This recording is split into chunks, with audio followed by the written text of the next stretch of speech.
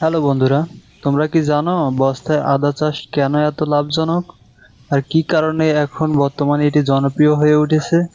আজকে আলোচনা করব এই সম্পর্কে। মূলত বস্তায় আদা চাষ এই জন্য করা হয়, মাটির তুলনায় বস্তায় রোগের আক্রমণ তুলনামূলক অনেক কম হয়ে থাকে।